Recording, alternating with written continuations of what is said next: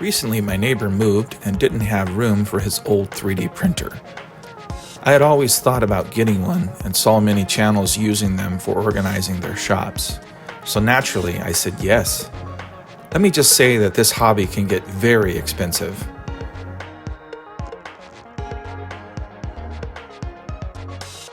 The older model that he gave me didn't have automatic bed leveling and a host of other features that you would normally see nowadays.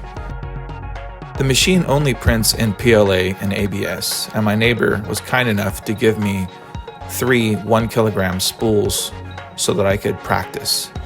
I began to visit all the popular sites and start printing things that I thought would be useful around the house and workshop. I even designed a part for my car. Here are some of the things that I printed.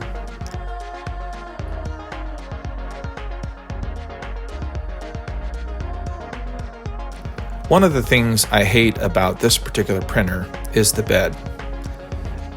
ABS requires the Kapton tape material that the printer came with, while PLA requires masking tape, or rather painter's tape, which with a heated bed results in the tape coming up off the bed and warping the part, a complete nightmare. I heard a lot of things about BuildTak and wanted to give them a shot. I got the BuildTak FlexPlate with the Surface kit, which has a magnet type flex plate that you can see on some of the newer models. The process is relatively simple. To install this, you must first peel off any Kapton tape and clean the main plate of your 3D printer of any debris. Before peeling the sticker of the magnet base, place it on your bed and get an idea of where you want to put it. In my case, the DaVinci Pro requires a flow line on the right before it prints, so you may want to consider the optimum place for your magnet base. Typically, it wouldn't matter because your steel flexi plate can be placed wherever you want because of the magnets.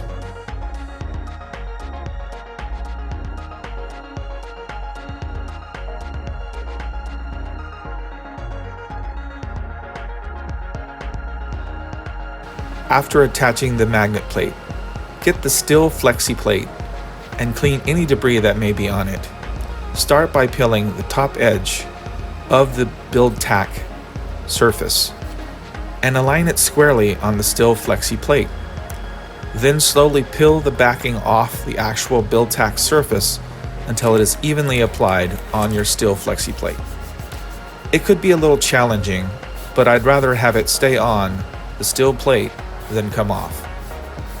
Now all is left is to place it on the magnetic base and you're ready to print.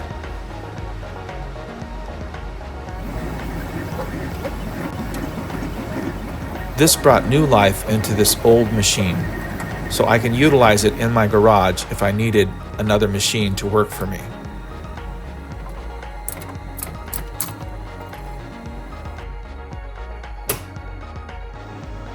I made this handy blade handle and the adhesion was perfect.